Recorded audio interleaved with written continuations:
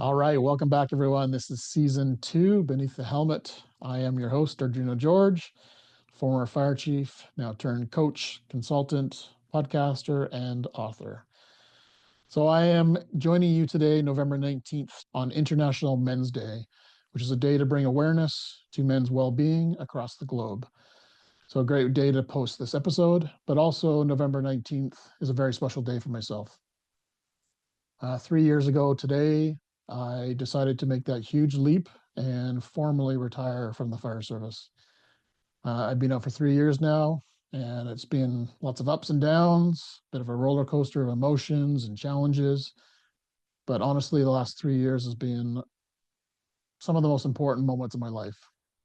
The amount of growth that I've experienced over the last 3 years, personal, professional, the amount of people I've connected with over the last 3 years has been amazing. And true connections, true authentic connections. And, in that 3 years, I've written a book, Burnt Around the Edges. I launched this podcast. It's going to be entering into season 3 very shortly, Beneath the Helmet. And I've also launched my coaching business. And for somebody who's never been an entrepreneur, this has been an experience and a half for sure. So my coaching business, Silver Arrow, helping firefighters, fire chiefs live their best lives through coaching. So today I got a chance to sit down with the folks from season 1 of Beneath the Helmet. It's a bit of a reunion episode. So I was, trying to think outside the box, how we could incorporate some of the older episodes and bring them back to, have a bit of a mastermind. And that is actually what it turned out to be. It was a bit of a mastermind. So sit back, relax, enjoy this great episode with some of the folks from season 1. They get some great nuggets to share and some resources that will really help you in your journey as well. So sit back, relax, enjoy this great episode, season 1 reunion. And until next time, stay well. All right, welcome back to Beneath the Helmet, everyone. We got a very special episode today. And today also marks the 3-year anniversary for me actually retiring from the fire service. So that is kind of why I put this podcast episode together today. November 19th, 2024. It actually celebrates 3 years of a lot of growth, a lot of change in my life. And also kind of a big milestone of leaving the fire service. So I thought what a great way to celebrate that would be to have my season 1 guests back in the room today. So we have a fair chunk of season 1 guests here with us. There's a few that could not make it, but I want to express our gratitude to everyone here. So welcome, everyone. We have some great guests. We got Glenn, Deborah, Steve, Cindy, Rob, Tom, David, Steve, James, Les, Juliana, and also Mike Cameron. So we are going to kick things off with a little short intro from each person, just kind of given your name, what your organization is, and then essentially one little nugget of a win for 2024 that you can celebrate with myself and the rest of the world listening today. It's time to ignite your soul and unlock your full potential. Join us on Beneath the Helmet, the podcast exploring firefighters' health and wellness. Hosted by retired fire chief Arjuna George, our podcast is the perfect place to start your journey towards becoming the best version of yourself. So come on, let's join the conversation and find out what sets your soul on fire. I'm going to kick it off with Glenn. What's your name, your background, and maybe just a brief little win for 2024? Sure. My name's Glenn Usden. I'm a New York native. I'm actually coming to you from the quarters of Rescue 2 FDNY right now. I am a volunteer fire chief in Pennsylvania, and I used to be the publisher of Fire Engineering magazine in the 1980s. And last year in 2023, I published a book about the FDNY called They Saved New York. And it sold thousands of copies, and we're actually working with a video production company to turn it into a streaming video series, 5 or 6 part series that hopefully will be on Netflix or Hulu or Amazon Prime or whatnot. And I'm also following up my original book. And the reason I'm in Rescue 2 today is I'm working with them to produce a anniversary book for their 100th anniversary of service to the citizens of Brooklyn. So if you hear any interruptions in the background, this is Rescue 2 FDNY, and they go to 20, 30 runs a day. So welcome to be here and glad to be invited back. And congratulations to you on everything you're doing. Fantastic. Congrats, Glenn, on all that success, and good luck on the book and yeah, the Netflix special or wherever that comes to be. So awesome. Thanks, Glenn. Deborah. Hi. Deborah Green, retired dispatcher. Actually 3 years this year. Like you, Arjuna. Basically just settling into retirement. The biggest Betty, the biggest wins are with my grandson right now. He's, as you can hear, he's talking now. He's autistic, and so we've been working with him, and it's just so great to see him blossoming. But yeah, that's my new job now, is far away from law enforcement. I'm still doing my advocacy, but you know, he's my full-time job now, and it's just wonderful seeing him blossom. That's awesome. What a gift to be a grandparent, eh? That's awesome. Yeah. Congrats. Yeah. Steve Green. Hi, I am Steve Green, as you may have just heard. I'm a former volunteer firefighter for 8 years till an injury knocked me out. It didn't stop me. I've kept up a relationship with the fire service, and I'm now, you can see the logo behind. Our podcast is in the ninth year. 5-alarm task force. We've done so many guests, all connected to the fire service one way or another. And I have to say that I am proud to say that my Arjuna, or I can't say it that way. I'm sorry, I'm still a firefighter. Yeah, no, chief. Yeah, He's still a chief Ah. in my heart. Once a firefighter, always a firefighter. And he had not started his podcast. He came online. I found him fascinating, and we've become over-the-air friends with that. And I wish him all the continued luck. He does a great job with Beneath the Helmet. And I'm just privileged to be here and to call him a friend as well. Likewise. Appreciate that, Steve. Thank you. Yeah, you were one of the ones who helped me kind of launch into this podcast world. So much gratitude to you. Thank you. Pleasure. Cindy, welcome to the show. Thank you for having me. I feel like I'm amongst giants here as I think about being one of the only people that are likely even associated with the fire service or first responders. I'm a clinical counselor and an executive coach, and I met Arjuna through Leadership Vancouver Island, both coaches with that program. And I am really pivoting. I've had a podcast for 3.5 years called A Resilience Project. And the reason I started that project is because I wanted to provide more opportunities for people to learn about their resilience. And I think of radical resilience and being able to cultivate an ongoing practice for well-being. And in my field, I've been doing that for years, speaking into people's lives and helping guide them in the clinical counseling field. But as I branch into more of the leadership and executive coaching, I think of it like, instead of people falling in the water and I'm regularly pulling them out and trying to save them, I want to go upstream and find out why they're falling in the water. Why are they burning out? Why are they exhausted and not enjoying their career anymore? Why are they quitting their jobs?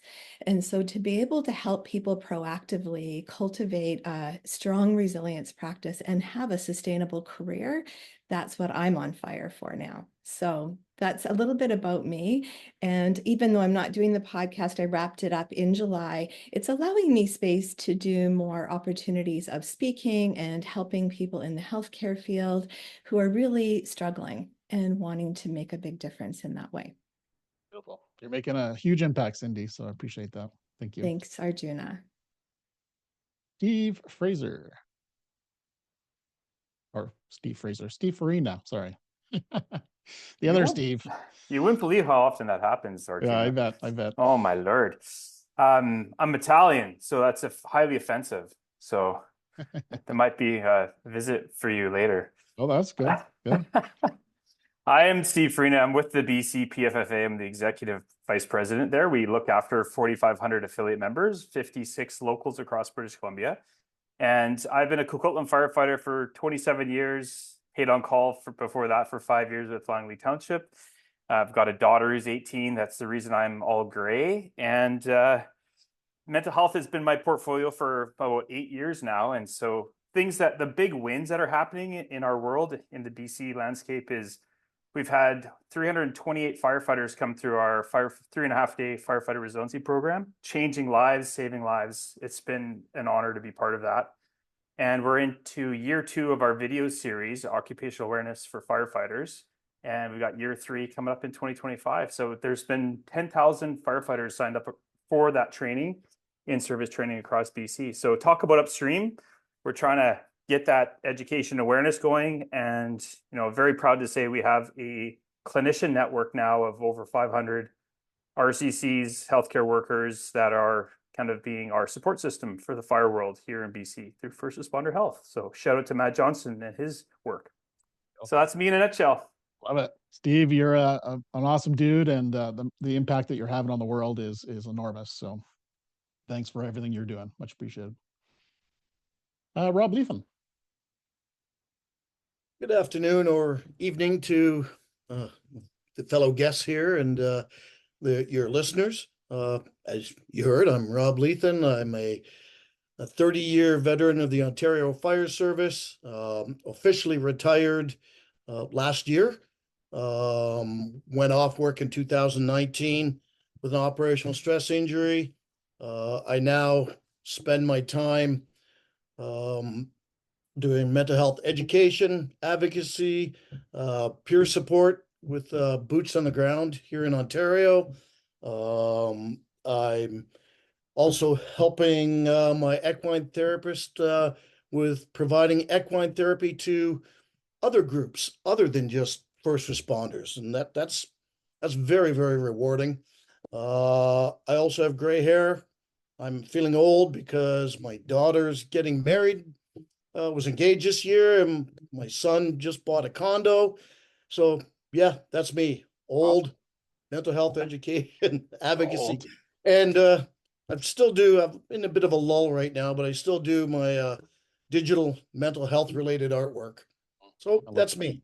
Love your work. Love your work. And congrats on all the family milestones. That's pretty awesome. And congratulations to you as well, Arjuna. Thank you. 3 years. Looking forward to the next 3 years. Yeah, you got that right. Next 30. That's next 30. Thanks, Rob. I'm going to segue into Juliana because that's a perfect segue. Yeah, that's interesting, Rob. I'm so excited to hear that someone else here is doing equine therapy, because I also empower people and help them increase their self-awareness, leadership skills, and regulate their nervous system through working with horses. And my company is Conscious Equine Connections. And I had the pleasure of connecting with Arjuna during his retirement process and worked a little bit with him afterwards. And so congratulations to Arjuna for that.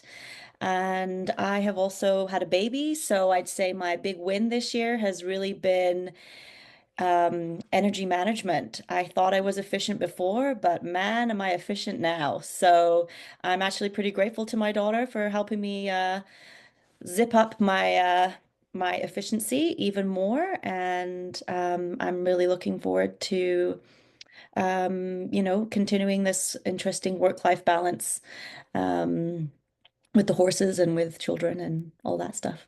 So happy to be here. Great to meet you all. Love it.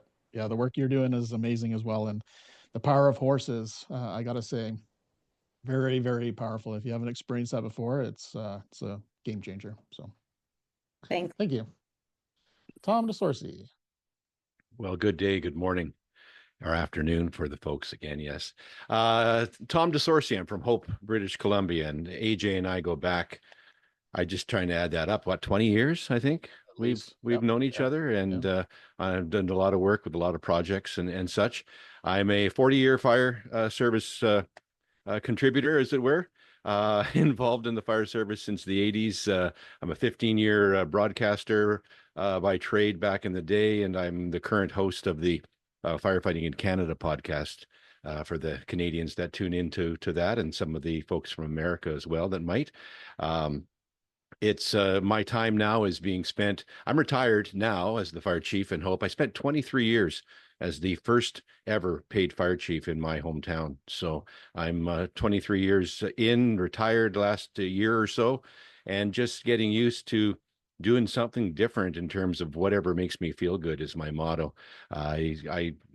It's voice tracking some training videos, doing peer support provincially with the BC Fire Chiefs Association and our department here in Hope. So not going away in terms of the fire service per se, and still love to be involved in helping create or helping make young firefighters or create them and become old firefighters, right?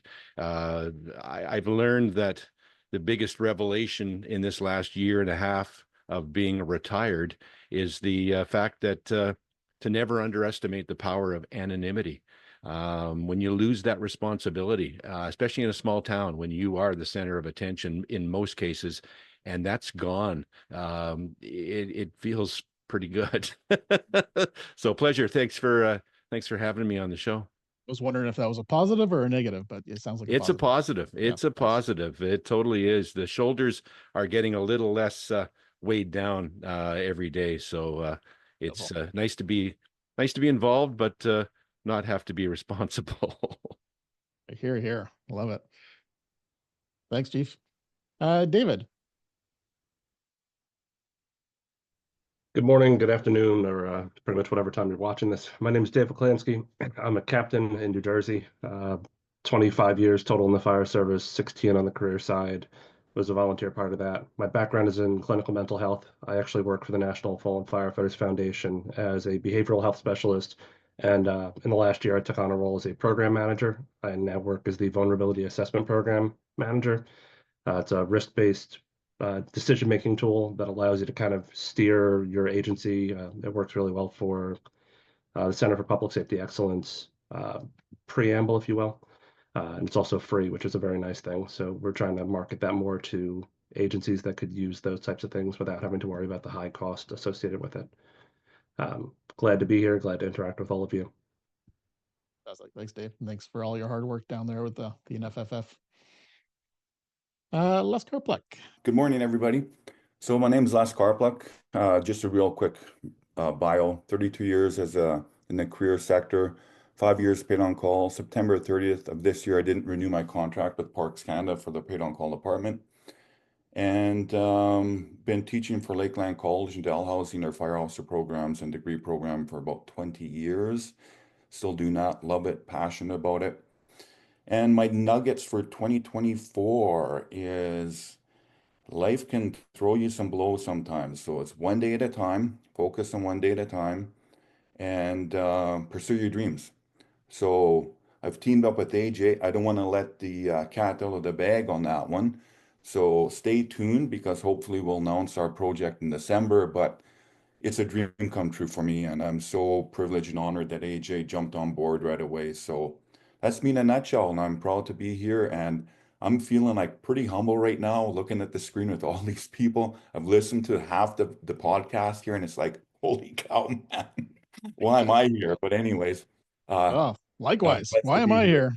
I'm blessed to be here. Thanks. Thanks, Chief. Appreciate that. Mike Cameron. Good day, sir. And first off, happy International Men's Day. My name's Mike Cameron, and I'm a professional speaker. I work primarily around men's mental health. Unfortunately, in 2015, my girlfriend was murdered by an ex-boyfriend who subsequently took his own life. And I had lots of folks that wanted me to go after the justice system at that time. And I thought, Cindy, to your point, how do we build a better restraining order is probably the wrong question to be asking.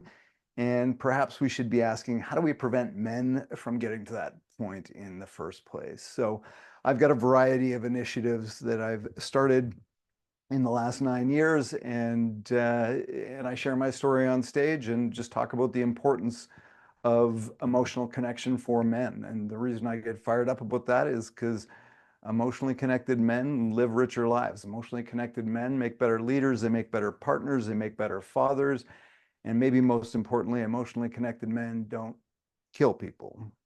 So that's what's gotten me fired up these days. And as far as wins go, I had my win yesterday. My 21-year-old daughter texted me and said, "Hey, Linkin Park is touring. They're in Canada next year. Do you want to go to Montreal and watch the concert with me?" And I thought, hell yeah. Nice. So that's my big win, is I get to watch a Linkin Park concert with my daughter. Beautiful, beautiful. Well, your story is very powerful, and thank you for sharing it with the world. It means a lot to all of us. So, and saying that, I heard AC/DC's coming to North America. So if that's true, it doesn't matter what I'm paying for that one. Awesome. And last but not least, our episode number 1, James Reichard. Episode number 1, very first here, season 1. Thank you, Arjuna. Wow, it really feels like we're in a mastermind group. There's just so much subject matter expertise here. It's just wonderful. James Reichard, I go by the name Jamie, 23-year firefighter. It's been a fantastic career for me. I've been involved with mental health since 2005. My biggest win for 2024, since we've actually had our episode, was that one of the things that I advocate for is to bring mental performance coaching to the fire service, to bring that, athletic lens to our firefighters. And I've actually managed to secure or align myself with the Coaching Association of Canada and the Coaching Association of Ontario. And we're in the infancy stages of looking at merging those two worlds, maybe to build a possible workshop for training officers so we can get those mental aspects into the fire service. Because my belief is that if we take a look at the firefighters through an athletic lens, we begin to take a look at them and start getting them to train their brains just like they're athletes. I believe that we can actually make a really good dent into the mental behavioral health issues that we're seeing within. James, you're making such an impact in the fire service. Just your passion and dedication to the science behind this, I think is pretty amazing. So thanks for everything you share with the world as well. Awesome. Well, thank you so much for joining us today. This is, we're going to be launching into season 3 in January. So this is our season 1 reunion, and I can't wait to dive into some spotlight questions here. So I want to ask, maybe I'm going to ask David, Steve, and Jamie these questions. So what is a new piece of advice that you would give new firefighters coming into the fire service right now? What are some of the things? And I'll start with James. What would be something that would be a piece of advice that you'd love to share with the audience today? Brief, simple, quick, concise, that would resonate with a new firefighter. So I think for me, and this is something that I've just come across the other day when I was reading this book called Learned Excellence. It's absolutely a fantastic book by a sports psychologist, Eric Potterat. And I don't know if I said his name right, but he actually worked with the Los Angeles Dodgers. And he said in his book that we need to be working more on our identity than our reputation. And I think more people get confused with focusing on their reputation and losing sight of their identity and becoming who they are and being the best versions of themselves. They're so concerned with what other people think that they lose themselves in the process. And I think, my partner always says to me, stay in your lane. And I think about my football background and my football experience. And they always say, when you're on special teams, stay in your lane, don't veer off. And I think that's a really good piece of advice. I agree. Yeah, join as a firefighter, you kind of turn into a firefighter and forget about being a parent or anything else, right? So beautiful. Thanks, James. Steve, what was Steve your Farina thoughts there? or Steve Green? Good one. Steve Farina. Well, I just spoke to our recruit class, and I've had the privilege of doing that for quite a few years now. And the one thing I pass on to them was to get themselves a mental health Sherpa right out of the gate. Get a clinician, get a checkup from the neck up, get a little, take a pulse check, and then make sure to have that person through their whole career. And, I think back to my start in this world is if I was able to do that and get some psychoeducation or some help when I wasn't in crisis, because that's the worst time to reach out for help and get familiar and build a relationship with a clinician. So I think that's, to me, was the biggest piece of advice I'd give new people. And I just said that to them. What was really nice was half the class, there's 12 of them, half of them actually had a mental health professional already in their lives. And so, I'm like, we have benefits, use them. And I don't know how many firefighters we had dental benefits that never used them in the beginning. And then they required root canals after 2 years. Same thing with this thing. And so that's my advice to new recruit firefighters. Love it. That's great news that times are changing and they're getting clinicians early on in their careers. That's awesome. David, what is your thoughts there? I'm going to have to piggyback off of what Steve said. Excuse me, I have a bad sinus infection and I'm barely functioning today. Oh, thanks for being here. Get a mentor, and not only a mentor from within your own agency, but one from outside. One of the things that I've noticed most when we get new recruits in the door is they don't know who to go to, they don't know who they can trust, and they don't know who they could ask questions of, and they need somebody that can answer those questions. I've been incredibly fortunate in my career that I had that available network, both within the agencies that I worked for and outside of that. So you have that entire network that you can go to when you have questions, especially if it's something that might be a little bit more sensitive or a little bit more temperamental within the organization. You can get those outside viewpoints, and that actually has helped shape the lens that I look at everything with. So absolutely get a mentor, find one that you can trust, get a bunch of them, and build those lifelong connections. And everything that Steve said. Yeah, I love it. Yeah, in the coaching world, we kind of call it our board of directors. Get your board of directors. You're the CEO. Get your board of directors, everyone that you pre-plan that you reach out to, right? So love that. Thanks, David. So next question is going to be about when to hang up the helmet. So advice for the listener right now of kind of some of the sensations about when's the right time to hang up the helmet. I'm going to start with Tommy D. And I've thought of this, have had this discussion from a peer support standpoint, which is why I'm happy to be involved in peer support at this level, if it as it were, as a retired member of the BC Fire Chiefs, and to talk to those that are at this point, going, is it time to leave the flock, so to speak? I look back at the fire department that I left.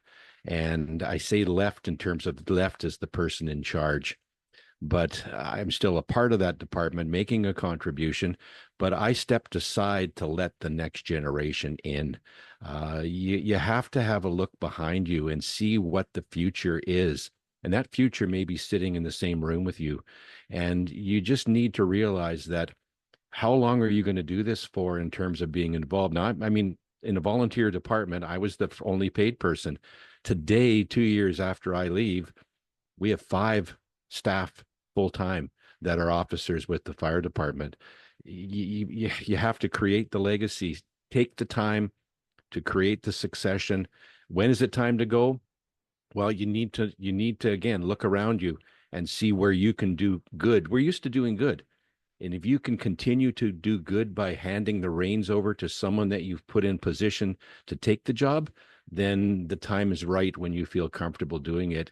And, we're lucky in the fire service, especially the paid career people, where we have a pension and we're allowed to leave at the top at 60. Something? Don't underestimate the fact that you need to enjoy yourself after that, and working until you're 70 and 80. Like, it's nice to have that depth in the organization. I agree with that. But at some point, you've got to know when to say when. And I think that's again, look around, see the future, do what's good for the department, I think. Love that. Sounds like a country song. Yeah, a lot of years in country radio. How about Steve Green? What do you think there? What's your thoughts? Any nuggets to share?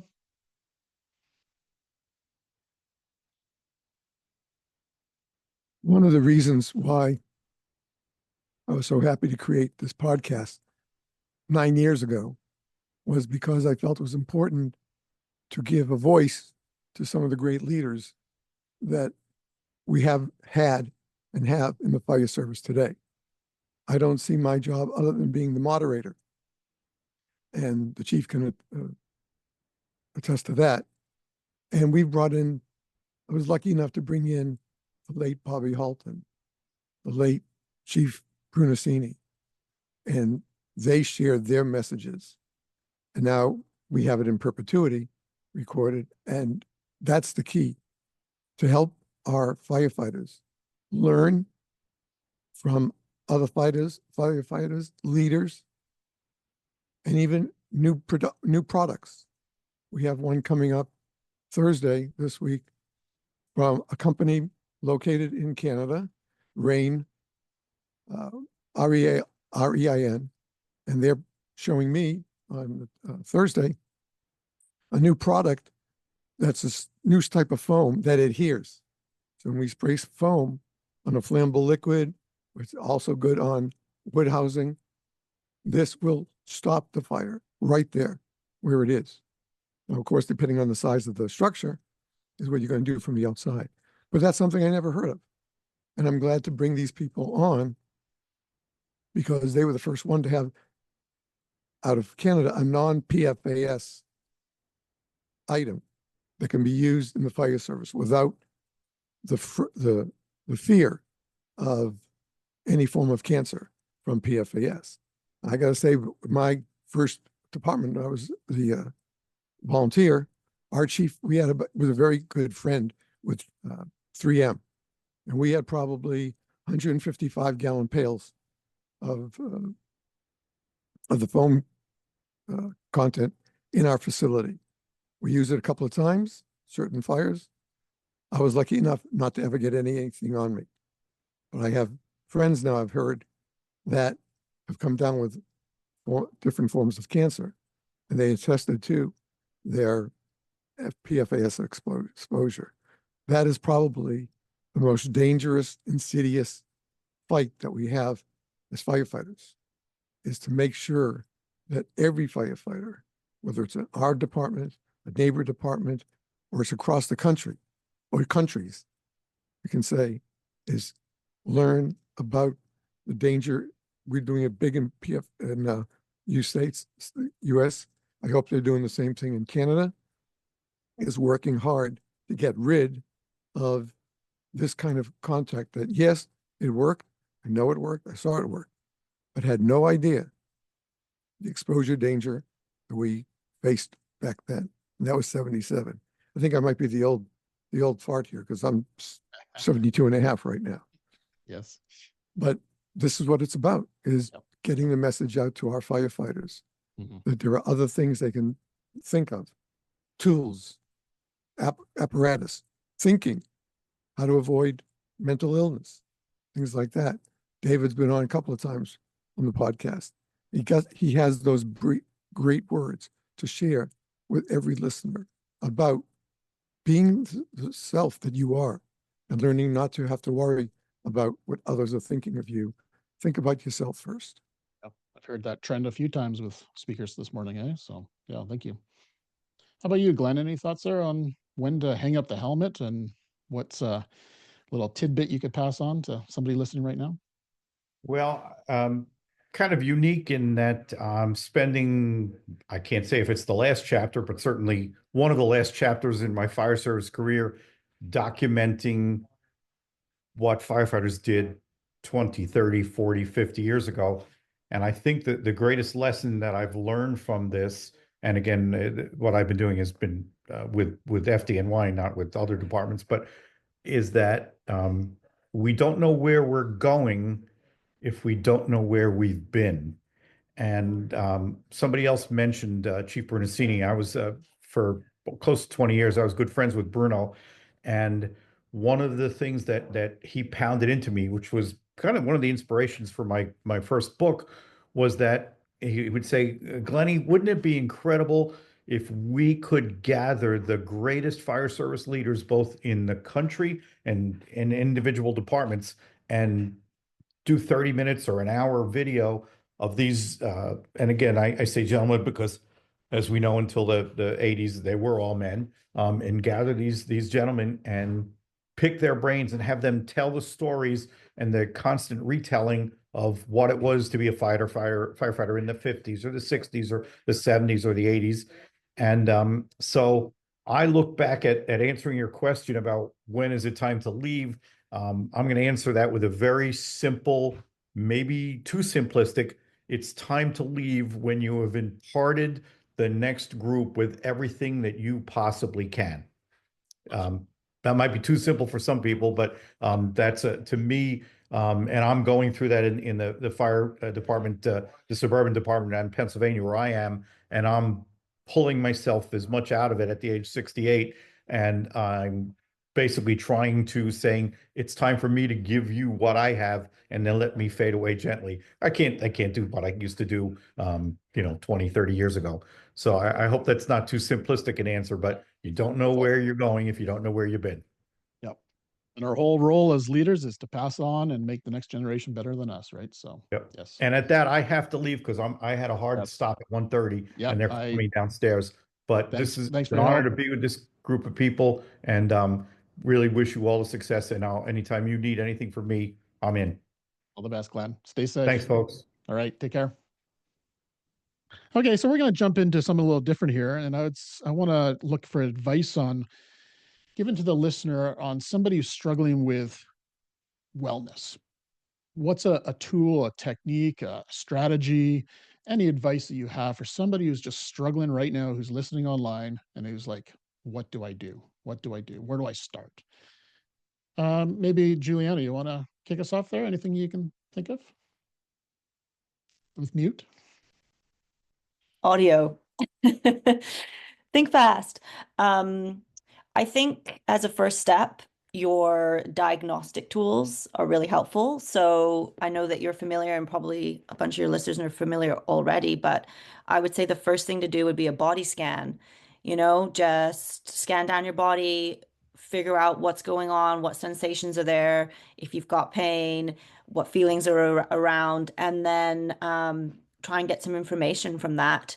And a lot of the times, because we have three brains, we have our cognitive brain, our heart brain, our gut brain. A lot of the times we're very cerebral, we're in our mind, and we don't listen to some of the messages and information from the rest of our body. And so that wisdom can often lead us in a different direction than what we might do mentally. So I think that that's a good place to start, and just checking in, seeing where you're at. And then once you have that, you can make decisions about where you're going to go next. Are you going to seek out therapy with someone? Are you going to go for a walk in the forest? Are you going to whatever, and most of the time, I think one of my most used sort of techniques or tools is doing breathing. There's different kinds for everybody, but you and I are both familiar with the Heart Math Institute and doing coherence breathing, which is really just breathing in a set ratio, in and out. So like in for 5 seconds, out for 6 seconds. It doesn't matter what the numbers are. It just matters that they're the same, and you keep that going. If you can even just do that for a few minutes a day, there's amazing benefits. So that would be another one of my top tools as well that I would share. Breathing exercises and body scan. I just was working with a client yesterday and said, let's start with a body scan. I think that's a great way to kick it off. So yeah, awesome. Thank you. But you, Mike, Cameron, any thoughts there? Yeah, I think I kind of knew you were coming to me because I just felt like I'm just going to echo what Juliana said. For me, I use the acronym SOAR to sort of keep that straight, and that's slow down. So just practicing that pause. If I had sort of one takeaway, that would be it, is for most of us just being able to learn to practice the pause. So the S is slow down. The O, to Juliana's point, is open up and observe, see what's there. But you've got to open up first to that. And then the A is accepting. Accept whatever's coming up without judgment. Just noticing and accepting. And then the R is about reconnecting with self, reconnecting with purpose, reconnecting with what is that next step? What is it that I need in this moment? So for me, that's the SOAR acronym is a nice, concise way to sort of keep that simple. And I use that when things get overwhelming and I need to just a little reminder. The first step is just that pause, take that breath. Love that. And I can see even when you were talking there and you went to the S, to slow down, you actually slowed down. You actually slowed down. Yes, I love that. Good job. It's all about modeling the way. Yeah, good job.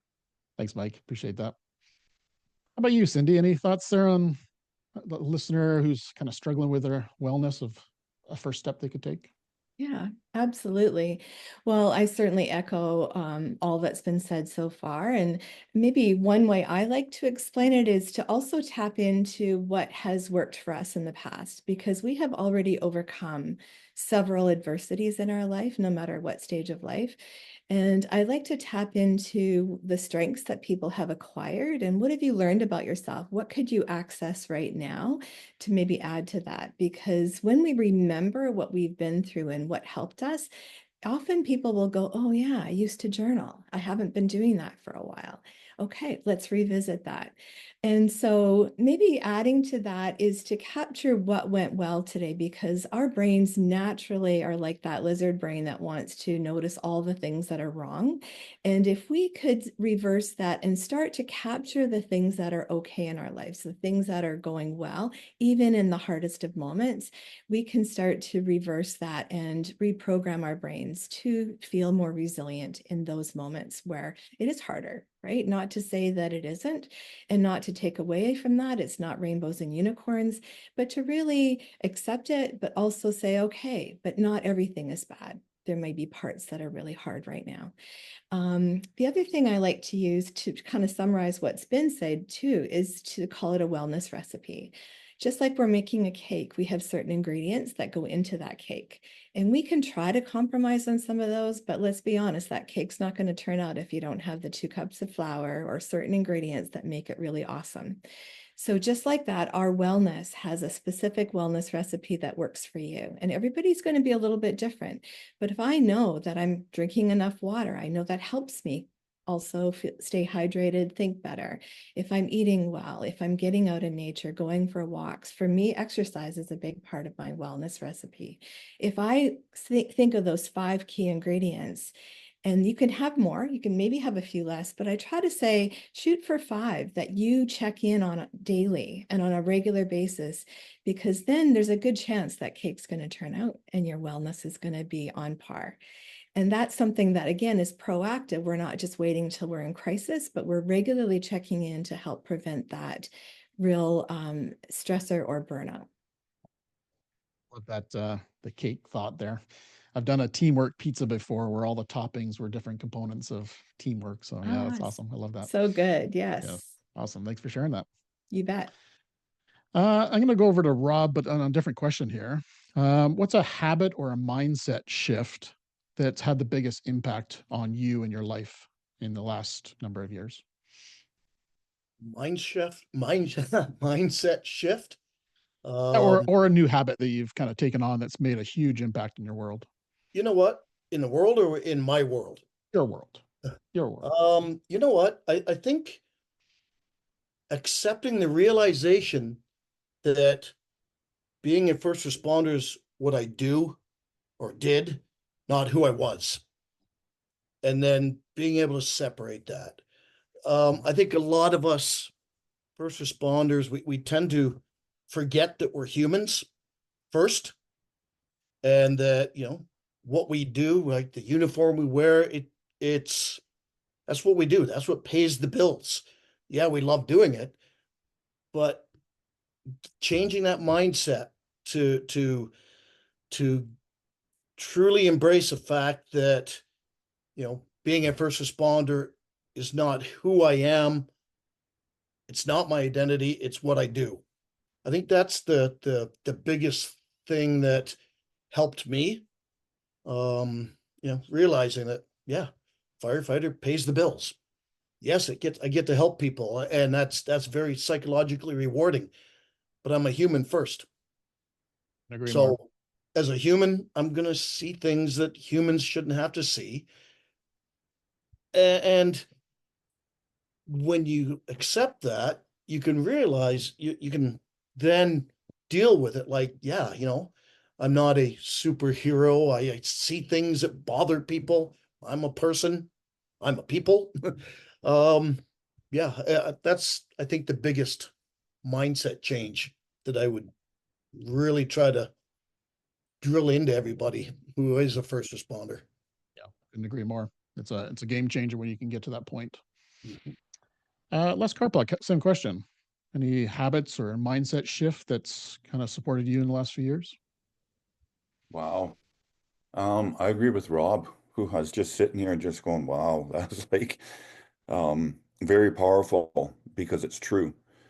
Mind shift changes. Holy cow.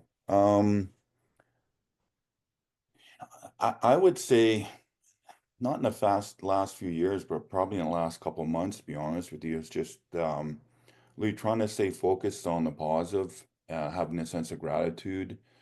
And even though that we have ups and downs in our life, in our careers, in our personal lives, and it's those down times that, man, when you hit the bottom, it's just it's not a fun place to be. So I keep thinking right now it's all about just one day at a time, moving forward one day at a time.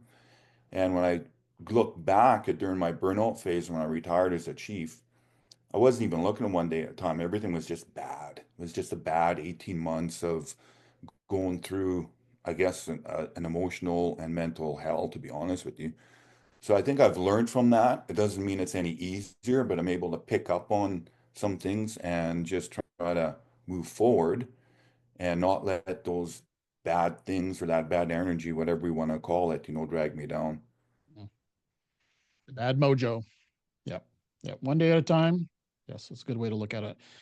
Thanks for sharing that, Les. Appreciate that. Deborah Green, any thoughts there on a big habit or a mindset shift that's really supported you? Need the audio. Um, the last year I've been in an online support group, and just being able to talk with people like yourselves that were in first responders rather than the civilian support group that I was in. And it's just and then I've also joined a journaling and meditation group. So I do that weekly also and online again. And so I'm able to, even my husband's noticed, I'm calmer than I was before. Um, and able to recognize when I'm having issues and just, and reach out for help. And that's something that we need to teach people coming into the services is, learn how to coping skills along the way. That way you don't end up like me. I mean, you're not burnout, you don't have that PTSD, and you can cope with life, and balance it out between family and work and things like that. And it's what's really helped me this year is just being able to talk it out and with like-minded individuals. Yeah, it's so important, isn't it? Being open and vulnerable and getting what's off your chest and writing it down is an amazing tool. So yeah. Yes, it is. Good job, Deborah. Thanks. Okay, we're gonna do everyone's gonna have a spin at this one. I want to hear how you describe your last year as a movie. What would the title be? I want you to describe 2024 movie title that encapsulates you. And since Deborah, you're on the screen still, if you are ready to go, I'll jump in with you and then I'll work through the list here. I think it's the working title for my book too. Oh, good. How the bleep did I get here? Oh, awesome. Love it. You got a new book coming out. Well, it's I wouldn't say it's new. It may take a few years, but it's a work in progress and something somebody suggested to me.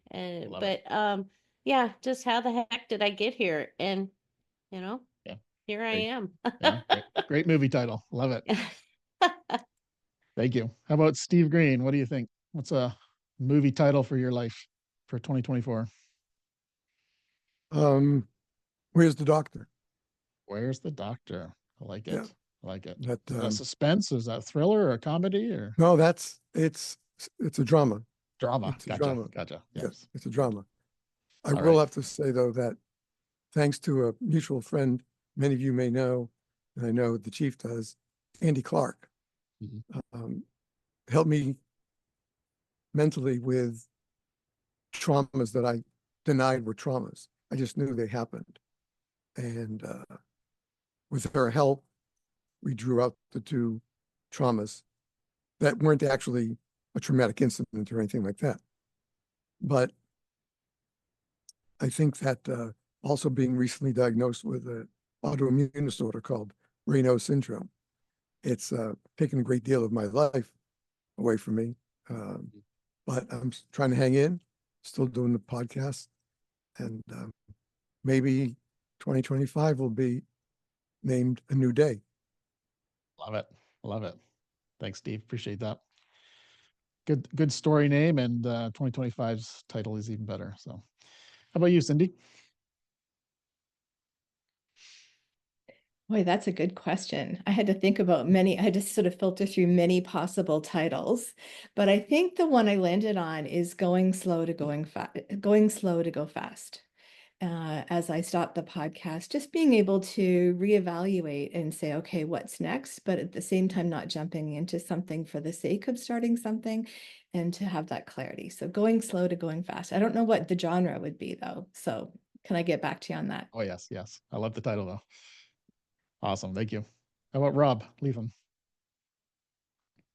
I would say the title would be Becoming Human, or Becoming Authentically Human. Ooh, even better. Even better. Love it. Love it. Sounds like it may be even a book you should write. Don't know about that. I'll leave the Awesome. book writing to the people who are very good authors. Yes. Yeah. Awesome. Thanks, Rob. Tommy D. Tom DeSorcy. Hi. Other people don't know that name. Yeah, exactly. You know something, I think I would title it The Uncoiled Spring. People don't know what it's like, and I revel in the fact that I have a lot of conversations with like-minded people as I am today, where you understand what I do, what I did. I understand what you do and what you did, but there are people out there that still don't understand what none of us have done. And the little things in the subtitle would be Awakening, where you ask the question about what changes have you made. The simplest, littlest things I've learned to understand, that a simple turning off of a pager and not having it by your bed every night is a huge thing. When you first do that, when you don't pile your clothes at the end of the bed expecting to leave at 3 a.m, it's a huge thing. And it takes some getting used to. For the general public, they don't know that. But I think I revel in the fact that where I was the coiled spring, always ready to pounce, I've now uncoiled, and it's a totally different feeling, and you have to revel in that, right? Love it. That's a pretty sick title. I love it. Good job. Well done. Well done. How about David? What's your book or your movie title? So I'm sitting here trying to figure it out, and it might just be what was I thinking, and then in parentheses, and the importance of saying yes to things. So Yes. while most of my life has been about saying yes and doing what needs to be done, this year I became very selective of the projects that I took on and what took time away from my family. The projects that I got to work on were phenomenal, and they're going to have some great results years after I'm out of this career field. But that's kind of the importance, is prioritizing your life and doing what makes the most sense. Love it. Love it. The power of no. Power of saying no. Well, thanks for saying yes to come on the show today. So appreciate that. Steve Farina, how about you? I can't wait to hear this one. Well, mine's definitely a dark comedy. And I would say The Life of Steve Volume 2, because my life has been a bit of a dumpster fire in the last couple of years, and it's turned around. And so I think, perseverance, resilience, practicing, modeling good behavior and self-care, and accepting the things that I can control and I can't. And I realize that I can't control anything, but it's how I show up is what I have control over. So that volume, I mean, I've looked back at the last year, and it's like I found my person. My daughter's doing really well. She's not struggling anymore. She's going to go to school. I'm moving. I'm retiring next year. Like, there's so many cool things that are happening right now. So volume 1, I'm going to shelve that. And volume 2, I'm just excited to, it's going to be a documentary, but it's going to be a dark comedy. So I'll leave it at that. Love it. I wrote down the Steve Farina story. I don't know why I had that. Well, everyone's going to be looking for volume 1, so it's gonna, bump up sales. Good job. Thanks, Steve. Who do we got? Juliana. All right. I think this too shall pass.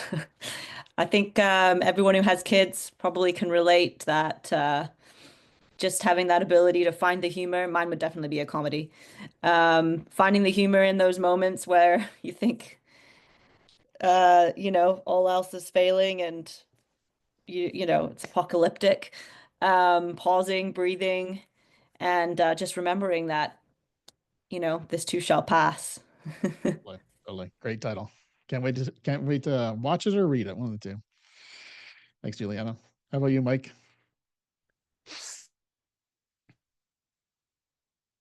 Are you Scattered. froze? That Oh, would absolutely be the name of the movie. I think you Oh, were frozen there for a Scattered. second. Scattered? Nice. Scattered. What's the foundation of Scattered? Fingers in a lot of pies. I don't Yeah. know. It'd be a little bit of an adventure, maybe a little mystery to it. But yeah, all over the world. Nice. Nice. Awesome. Awesome. Well, you're quite the outdoorsy person. I'm sure you got lots of adventurous stories to put into your movie. So That I do. yeah, awesome. Thanks for joining, Mike. How about you, Les Karpluk? Okay, weird title. Is it a bottle of wine or a can of beer? It's Ooh, going to be a comedy slash drama, and it's about enjoying life, savoring the moments, but also having that can of beer and just going for it, and it's party on. nice. Love it. Good job. All right, James, how about you? I think mine would be Seabiscuit Part 2. Before I became a Burlington firefighter, I was with the Cambridge Fire Department. And one of my colleagues, Ken Cool, gave me the nickname Biscuit. And I didn't know what it was all about until I actually saw the movie when I got to Burlington. And then it all made sense about the undersized horse that everyone kind of gave up on, but until they got the right owner, the right jockey, and then the right trainer. And then what I kind of found is that the past year, it's really been about alignment. So I kind of still am that undersized horse in an environment where I'm trying to exercise leadership, be that leadership without title kind of thing. And it just feels like outside the fire service, things are beginning to align, whether that's the Ivy School of Business with trying to bring in character-based leadership, whether that's working with the Coaching Association of Ontario and Canada to bring in mental performance coaching techniques, or even getting on the ability to do presentations with Aegis Performance Group and it's your ship management techniques from the best damn ship in the Navy. These are all incredible alignment pieces that really make me feel like I'm Seabiscuit Part 2. Love it. Mm-hmm. Love the title too. And I love the story behind it. That's awesome. Deborah, and I think you are the last one, Deborah. Already went. Then I did get everyone. Did I miss anyone? I don't think so. Awesome. I want to finish off with I want to give the floor back to you for one last little comment, thought, nugget, resource you want to share, a book you want to share, anything like that. So finish off with a little resource, kind of give away to everyone, a little wisdom nugget to share. So James, how about you go first? If I could honestly advocate for one book that every leader really should have in their library, it's Good Business by Mihaly Csikszentmihalyi. There is his research in flow and understanding how to make good business by focusing on the person, identifying challenges versus skill sets, and trying to build people's confidence. I believe that if we have library and resources such as these, we'll find a lot more engagement, a lot more empowerment, and a lot more awareness to mental and behavioral health issues that go on inside our organizations. Love it. Great book. Hard to pronounce his last name, but great book. Good job. Awesome. Cindy, any resources that you want to share or a tidbit? Well, the one I want to give to everybody, and it's called 101 Essays That Will Change the Way You Think. I think it's something like that by Brianne West. Weist, and it has been so powerful. There's so many gems in there of people for people of all adult ages. I think there's a lot of value, something that we have not thought of before, that you're going to take some nuggets. Like any book, you may not take everything, but you're going to take some genuine nuggets from it. And it's a good read because you can truly read one essay in a day and still get something from it. So that's what I would recommend. Great book as well. Great book as well. Thanks, Cindy. How about you, Rob? Anything to share at the end here? Got two. Awesome. One is a book. Although it was written more for the law enforcement world, it still very much applies to all emergency services, especially fire. It's called Slay the Toxic Dragon, written by Sid Gravel and Brad McKay. And it's a book that is targets senior leadership in an organization. And it's an amazing book. That and my other resource, you know it's coming, Boots on the Ground. Whether it's in Ontario or the chapter in Alberta. It's an incredible organization, and it's an incredible resource. And it's an incredible resource that's run by caring volunteers who are active and retired first responders. It is an amazing resource. And it's great to have Alberta now having a chapter as well. So that's great to And see the growth. the little secret that I'll let out is that the Ontario chapter, like the 1-800 number, it does work into the US a bit as well. And we have taken calls from first responders in the US, and we do have this unwritten policy that we don't turn anybody away who calls. They're calling because they're struggling. We try our best to help them out, whether they're first responders or not. So that's the other resource. Thanks for sharing that. Awesome. Thanks, Rob. Les Karpluk.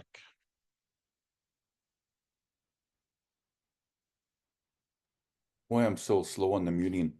122-year-old book, As a Man Thinketh by James Allen. That would be my book of choice. Is it that old? Yep. Wow. Awesome. 1902. And what would somebody wanting to read that, what would they get out of that? What's the concept behind the book? Oh boy. In brief terms. In brief terms. Brief, it's about mindset. It's about appreciating things, gratitude. Awesome. Beautiful. I have that book. I've never read it though, but I have that book. So awesome. Get on it. Yeah, Get on it. Get on it. Thank you. David, how about you? I'll give you a book and a resource, or actually multiple books by any particular author. Brene Brown, any of her works are absolutely, truly amazing. She deals with vulnerability and shame and all those topics that we don't like to talk about in emergency services at all. But I have not read one of her books or listened to it on an audiobook and not had an aha moment. So most certainly that. Angela Duckworth and Grit. It's also a fantastic book. It's about perseverance and just getting through everything. And then in terms of resources, both the NFFF, we also have an affiliate organization, the First Responder Center for Excellence, or the FRCE, which is handling a lot of our cancer, behavioral health, and cardiac related issues. So if you need resources and you can't think of where to turn, think of us. We'll come up with something. We have people, and it doesn't take us long to be able to put you in touch with just about anybody you might need. Thank you. And saying that, I believe the new director, Chief Frank Lieb, director, is that his position? Yes, I had to think about that. Managing director, I think is his exact title. Yeah. So he's going to be kicking off season 3, episode 1 of season 3, Frank Lieb. So excellent. Stay tuned for that. Yeah. Thanks, Dave. Appreciate that. And great book suggestions for sure.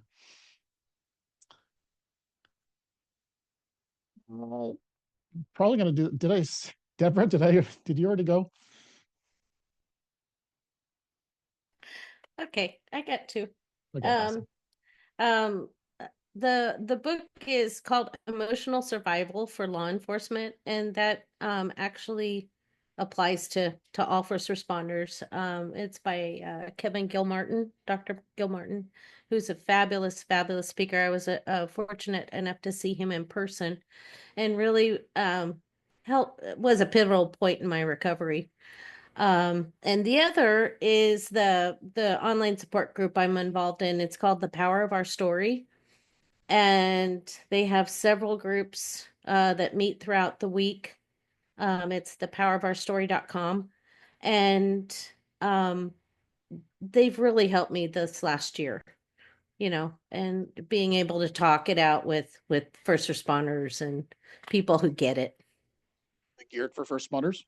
Yes, that very group? Yeah. military and first responders. Okay. And we're also starting a support group next month for spouses and caregivers, so that because it's hard for spouses to find a group that they can talk with and trust. So we're starting one up that Very way. important. Yeah. Keeping the families in the loop is so critical. So yeah. Absolutely. Awesome. Thanks, Deborah. How about you, Juliana? Any nuggets to share there? Absolutely. Well, I second David on Brene Brown. Highly recommend her work.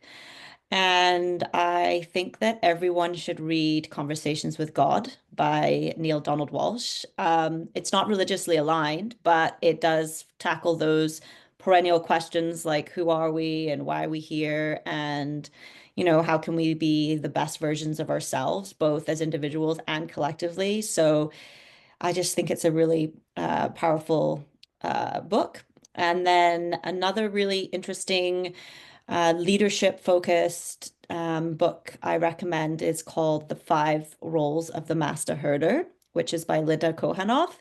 And that's going to provide you with a really unique and alternative approach to leadership from a herd perspective. She weaves in lots of stuff there about horses and herd dynamics. And also other tribes that work with large, big-horned animals. So it's just a unique approach. Those are my favorites this year, and yeah. That first book you recommended, is that a new book or is that been around for a while? Or Conversations with God is old. Oh, yeah, It's okay. been around for a while, but there's several. It's a series. So the first book is about, I think, more individual. And then I think by the time you get to the third book, it talks more about the collective. And, for a lot of people, especially right now, I think the collective is something that everybody would benefit from reading more about. If you feel like you're helpless or you feel a lot of fear around our current events and our, institutions breaking down and all of these types of things globally, I think that's a really great resource to really help people feel more empowered as individuals and understand, like, what can you do to contribute to the collective and just have a better, more balanced and compassionate approach, which is really important in such a kind of polarized environment. Awesome. Very cool. Thank you. Steve Green, what kind of resources you got to share with us today? Well, one thing is that even though this was many years ago when I had to stop because of the injury, I didn't want to lose that connection. And so from that time on, I used the trades, firehouse, fire engineering, the two that I learned from. I read the stories of types of fires, how they're done. And then I feel my job is to bring some of these people to the podcast, because this should be shared with the younger people just coming in. We know that there's, and I'm sure some of you have already seen it, those of you recently retired, that there are newbies who really want to be a firefighter. They know basically what they're up against. And you have those that, well, I don't know what's going on. And you can't just throw them in a set of chairs and teach them that way. So I feel what my purpose with the podcast is get the younger people to listen. Let them hear people like Chief, like David, who's been on the show, like Andy Clark from the show. I learn from my guests. And then I try to put that out in the podcast so that whether you're a 30-year veteran or you're a six-month veteran, you can learn. And it's not tough stuff. It's tough for the brain for you to act as a firefighter the best way you can. And thanks for sharing that with the world through your podcast. Much appreciated. I think everyone has a different lens in their podcast, and it's great to have all these different viewpoints expressing, same concepts, the same themes, but in different ways. So thanks, Steve. Appreciate that. And we have Steve Farina to finish us off, I believe. Or no, and Tom DeSorcy after that. So Steve Farina, what's your nugget book resource? I don't have any book recommendations. I think all of those, I wrote madly them all down. So I think that's fantastic. But I have some website resources that I'd like to share. It's the BC First Responder Mental Health website, which is a depository of research information. So it's if you're looking for help or looking to help. And so there's information for leaders, there's a gap analysis, there's a roadmap, there's recommended practices, there's peer support information, family support, retirement. So it's like a hub of information, kind of a one-stop shop. And that's been replicated now in Nova Scotia, Saskatchewan. People have just basically taken that and built their own resources for their province with that. So that was in conjunction with WorkSafe BC and a whole myriad of partners, law enforcement, paramedics, fire. So super awesome resource with that. Great videos, great conference material from there as well. And when I talked about getting a checkup from the neck up, First Responder Health has a directory in BC that you can find an occupationally aware clinician. And this is critical. And I think, having someone that understands their stories, understands the barriers, the stigma, the shame around our job and what we're exposed to, that is critical. And Warrior Health through Wounded Warriors Canada also has a national directory that have taken some sort of training, some cultural competency. So that network of clinicians is really good to tie into.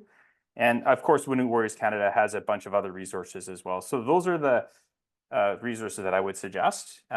First Responder Health also has the video series that is, BC Municipal Safety Association has kind of quarterbacked that with a bunch of partners. And that video series is amazing, an amazing resource if you want to get upstream. So that's what I would say. Oh, one last thing, Worth hats. And a lot of people don't know about this. The Worth Foundation, if you have retirees or people that don't have good extended health benefits, Worth hats offers 8 free sessions with a registered clinical counselor. And so they have a grant program through their foundation. And I've been referring tons of retirees through that. And then locals that don't have benefits, like some of our locals have $100 worth of benefits. It's ridiculous. So that's another good resource. So is that Worth, like WORTH? WIRTH. Oh, okay. Never heard of that. Great. Check it out. Thanks for sharing that. Appreciate that. And that directory, I've used that many times, helping other firefighters, first responders across Canada get the support they need. So that is a great directory. So thanks for sharing. All right, Tom, let's wrap her up with your recommendations. Oh, sure. Give me the last word. Yeah. I've been honored to have been a part of Firefighting in Canada magazine for contributing for I'm going in my 15th year actually of contributing to the column Volunteer Vision along with my friend and colleague Vince McKenzie out in Newfoundland. If you ever read the column that we do, that him and I, and the contributions that I make, you'll note that I get into the analogies quite a bit. And one of the things I'm going to talk about in a future column coming up is about the depth in your organization. I think that's the thing that I want to leave people with is the especially in the volunteer fire service. You didn't at the beginning today, you said talk about new firefighters. And I appreciate what Steve Green had to say about new firefighters versus young firefighters, because in the volunteer fire world, there's no age, requirement for a minimum age. And I think we need to demonstrate the depth in the organization, the elder members that you have at least contributing in some way in the fire hall. We need to be there. I'm the host of the indoctrination sessions in the future, showing the new recruits that there is depth in the organization. You can contribute to the fire service for a long time if you want to. And I think that's important and a message that I want to give. So again, if you haven't had a chance to check out, please do have a view at what we do and what we have to say in particular in firefighting in Canada.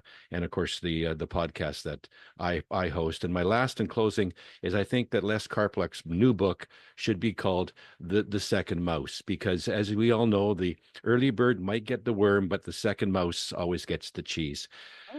Thanks, AJ. There you go. There you go, Les. PM that. Trademark that right away. I love you, Tom.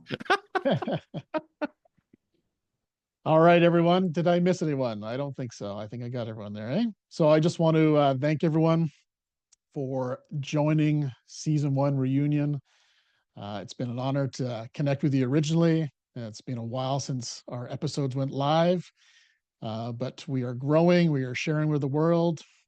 We are a collaborative of wisdom that I just really appreciate everyone's participation and just being part of the BTH community. So thanks, everyone. I appreciate that. Thank you all for joining me today. And until next time, stay well. Thanks, Arjuna. All right, that's a wrap. This so is much. great. Thank Nice you, meeting guys. everybody. Nice meeting Awesome. you. Thanks, Thank you, AJ. guys. Thanks all. Nice. Yeah. Lots of fun. Nice Yeah, work. Thank you appreciate all. it. Thank Bye you. now. Learned a lot. Yeah. Good to see you all Thanks, again. Arjuna. Thanks for your time. Thank you for tuning in to Beneath the Helmet. We hope that this podcast has provided you with valuable insights into the world of firefighters' health and wellness. Remember, caring for your physical, mental, and spiritual well-being is crucial to achieving optimal performance. Join us next time on Beneath the Helmet for more inspiring conversations. Until then, stay well.